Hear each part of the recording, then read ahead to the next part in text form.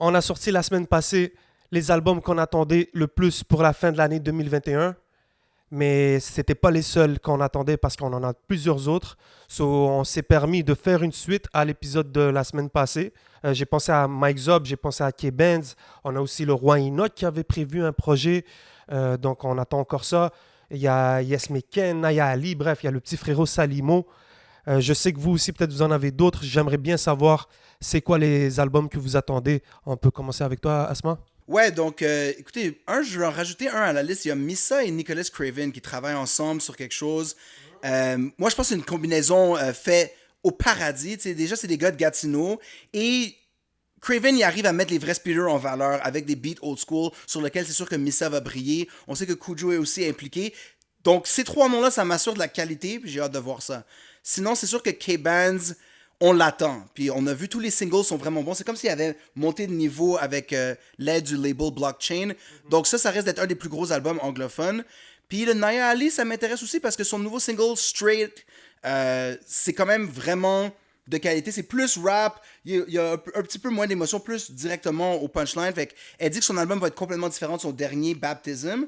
Donc j'ai hâte de voir qu'est-ce qu'elle va amener. Mike Zop, non les gars? Ben oui. Mike Zop, venons-en à Mike Zop. Ouais, ben, ils ont annoncé que sa signature officielle sur Joyride, ce qui veut dire que la machine est démarrée. Déjà, il a commencé avec Revitailler, qui est son style Zop 100%.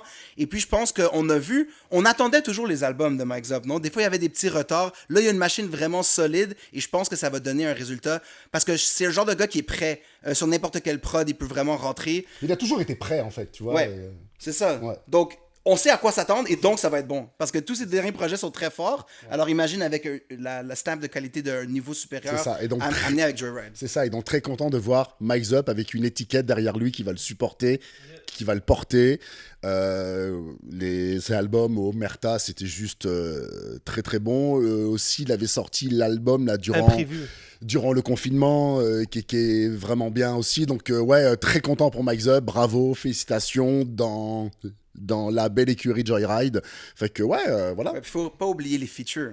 On n'oublie pas, là, Enima, Connaisseur, these are big things, là. Yeah. Ça va. Quand tu as un album avec ce genre d'artillerie lourde, t'arrives dans la game. Ben, j'ai hâte de voir c'est quoi le rollout qui va suivre avec Mike Zop parce que effectivement, il y avait Omerta Volume 3 Deluxe, je pense qu'on attendait, où est-ce qu'on avait ce track-là dont tu parles avec Enima et Connaisseur sur une prod du quatrième GOAT, c'est Nasbrock, exactement. Donc, mais là, le projet qui va sortir, le premier LP, donc le premier album officiel de Mike Zop, ça va s'appeler Couleur Primaire. Donc j'ai hâte de voir c'est quoi qui va se passer. Est-ce qu'on va retrouver tous les featuring qu'on a été supposé retrouver sur Omerta Volume 3 Deluxe, sur leur Couleur Primaire? Est-ce que c'est un projet qui est prévu pour plus tard? Donc, j'ai hâte de voir la stratégie qui a été faite avec Carlos, parce qu'on peut voir Carlos dans le clip. Carlos Ouais, c'est ça. C'est un peu sur Fat Joe, là. Il protège son investissement. Il fait son PDD aussi. Ouais, hein. ouais. Et puis, il faut pas oublier le podcast avec Diceplay. Il parle aussi. Allez regarder ce qu'il dit sur Mike Zop, c'est très intéressant. Je pense qu'aussi en termes d'album, Connaisseur devrait arriver. Avant la fin de l'année. Avant la fin de C'est l'année, ça qui est c'est sûr. annoncé, ouais. Ouais. Donc, un peu similaire. L'année passée, il est arrivé exactement au début de l'année, là, juste avant la fin, finalement. Et là, je pense que c'est encore ça. Puis c'est son album plus rap, moderne, pas comeback, là. Today. Alors, ça, c'est intéressant. Beaucoup de gars qui restent tranquilles, prêts à sortir à Joyride. Donc, ça risque d'être une automne dominée par ce label. Ouais. Yes. Puis j'ai vu un live hier de Connaisseur Tikazo avec un média français. C'était vraiment nice. Ouais. Puis il a donné une petite exclusivité. Puis vu que c'est sorti, on peut en parler. J'osais pas en parler, mais vas-y, Mais je te bien laisse le sûr, dire. il y a un track avec Monkey et Ouais. M-Poss. Et Loud. Et avec Loud aussi. Et Loud aussi. Je pense qu'il était en studio avec Loud aussi. Non, mais je sais pas si c'est sur le même track. Moi, je te parle d'un track. Ah ok, d'accord. Ouais, Moi, ouais, j'ai ouais. vu Le story un avec autre titre Monkey. avec Loud aussi. Qui ça, Monkey? Ouais. Non, Connaisseur. Connaisseur Ouais. avec Loud. Ouais. Ah ben oui, ça, il faut. Il a bouclé ça il y a quelques jours en studio. Il l'a Ok. dit dans le live, donc c'est pas moi qui le dis, Connaisseur, c'est toi qui l'as dit. Ok. Fait que c'est ça. Des bonnes choses, des belles collabs qui arrivent. Tu sais, Connaisseur, il respecte toujours les... Tu sais, c'est surprenant de voir Monkey qui a aussi fait un très bon podcast, mais il respecte ce gars-là et sa plume depuis longtemps. Donc, on sait à chaque fois, les gens, s'ils veulent être sur un track de Tikazo, ils vont monter un niveau. C'est très cool d'avoir un vétéran du game qui amène ça. Puis là, Loud, souvent, il était en train de battre les gens sur leur track en featuring. Avec Connaisseur, c'est vraiment des goats qui s'affrontent, là. Un choc de cornes. C'est un petit Tyson Holyfield. Ah ouais, tu trouves que Loud, partout où il passe, Ben, tu sais, dans Légendaire, il a the best verse. Okay. Avec Soulja, c'était une grosse énergie, but he had a better verse. Shout out Soulja. Et donc, c'est le genre de gars qui fait peur en studio, puis qui arrive avec une plume aiguisée. Mais là, avec Connaisseur, je sais que Loud lui-même, c'est lui qui doit se dire, OK, I gotta do something big. Ben, c'est cool parce que on en parlait. Yo, Mike Zop aussi, il y a toute une plume. Tu sais, quand on entend, qu'on parle de top lyricistes, là, quand on nomme des Monkey, il ne faut pas le sous-estimer, très très fort. Loud, Tikazo, là, Mike Zop, des poids lourds. C'est des très très gros poids lourds. Bah oui. Donc, c'est cool de voir peut-être cet aspect compétitif entre les MC, de voir qu'ils vont toujours monter leur niveau d'un cran. Donc, hâte de voir ça. Ben, yo. T'as parlé aussi on parlait hors caméra de Yes McCann. Ouais, donc Yes McCann avait annoncé quelque chose pour juillet. Je pense qu'il retravaille parce qu'il y avait un bon momentum avec ses 2 singles The Four, là, featuring Zop et Shreeze dans le remix. J'imagine que ça va sortir avant la fin de l'année. Je sais qu'il est en studio en ce moment. Et puis là, il a vraiment contrôle. T'sais, il avait donné ses disques à Bon Sound, Make It Rain. Et puis il expliquait dans des différents podcasts que maintenant il fait ce qu'il veut lui-même. Donc, il prend son temps. C'est un gars qui est assez picky, qui veut vraiment sortir ce qu'il veut. Alors, j'ai hâte de voir si c'est au niveau de ses derniers singles, ça risque d'être vraiment nice. Bien sûr. Et bien sûr, les gars, le prochain, le seul et l'unique, le roi Enoch. Le roi. On n'a pas le choix d'en parler parce que avant que toute cette histoire de passeport vaccinal et de confinement et tout, le roi était très, très, très actif. Autant sur les médias que même musicalement, on pouvait le voir sur High et Fines Herbes avec Calabero et Jean Zas. La saison 3, je pense. Je suis pas sûr. Avec Louvresval. Exactement.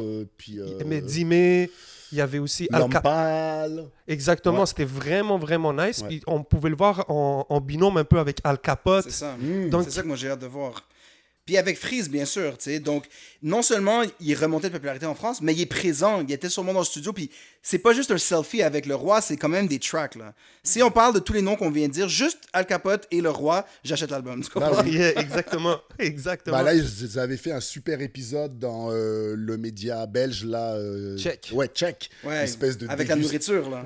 Une espèce de dégustation de fromage, mais de haut standing. Allez voir ça si vous voulez. Exactement. Donc, il y a le roi Enoch qui est juste vite fait. Je communiquais avec lui hier. Je lui ai demandé, bon, est-ce que ça s'en vient toujours, ton projet? Tu m'en parlais. C'était supposé être, ça va être Gangster and Gentleman X667. Donc, je le vois beaucoup poster des trucs de Osiris Jack. Bon, bien sûr, Freeze Corleone. Il y a le gros son sur lequel il apparaît avec Django. Django qui a aussi rejoint la famille Extended du 667. Ah oui? Ouais. Équipe, ouais, hein? Ouais. Donc, moi, je bombe le dernier album avec SO Le Flemme. C'est incroyable. Fait que voilà, Django qui dit de plus en plus que le 667 est le 667. Donc voilà, ça agrandit un peu cette espèce d'énorme gang, là, équipe, là, en tout cas, là, de rappeurs, là. Donc, ouais. Yes, le roi reste notre ambassadeur. Alors, ça veut dire que même en 2020, il va pouvoir réouvrir les portes vers la France, post-pandémie, toujours le roi. Ouais. Mais c'est cool à voir quand même de la manière que la scène française accueille reçoit un gars comme Roi Enoch. Ici, tu vois, c'est un peu toujours tempéré. Quand on parle de son impact sur la scène, c'est pas tout le monde qui le prend au sérieux ou whatever. Mais tu sais, en 2018-19, il y avait déjà Caballero et Jean Jazz qui en parlaient beaucoup du roi, avant qu'il y ait tout ce bruit avec le 667 et tout. Donc, ça fait déjà 2-3 années qu'en Belgique et en France, ils le prennent très au sérieux, peut-être plus au sérieux qu'ici. Mais ouais, donc là, je pense que le roi, il s'en vient lourd. Ouais, puis il était dans le vidéo avec Caballero Jean Jazz et Yes McCann, justement, dont on parlait. Exactement. Donc, tu sais, avec Obia aussi, les gars, ils savent d'où il vient et puis ils savent ce qu'il a fait. Mais il faut qu'il réponde musicalement avec un album. En plus, il va avoir des chiffres en France, donc ça va être intéressant à écouter, c'est sûr. Clair. C'est ça, parce que, comme il dit Freeze Corleone, sur le roi, on sait ce qu'il y a dans la cassette. Exact. Tu vois, donc un peu de voir les références que le roi faisait back then, de voir ça être pris par la nouvelle vague, parce qu'on ne va pas se le cacher, toute cette vague de Freeze Corleone qui est arrivée avec le Mange-More Squad. Ils sont jeunes, hein? Ils sont très très jeunes, tu vois, les Afro S, il y a même Raw, RWO, rappeur. Trappeur québécois qui est là-bas, qui fait son travail un peu dans cet environnement-là. Django aussi, il est jeune, quoi. Donc, tu vois, il fait partie de cette gang-là. So, c'est un peu une nouvelle wave là, ils sont en train de ramener. Ah oui, oui. Ah ouais, c'est une espèce de nouveau rap français un petit peu sombre, avec des teintes un petit peu horrorcore. Fait que c'est vraiment cool, quoi. Ouais, très hâte de voir la suite pour le roi, quoi. Puis c'est clair que on peut comprendre que son album est délayé parce que c'est clair qu'il veut aller en France, il veut aller défendre son album là-bas. Puis ensuite, il y a sa position personnelle sûrement avec toutes ces histoires qui arrivent en ce moment. Mais c'est clair que tout ça ralentit. Mais on attend le projet du roi Enoch. Ah ouais.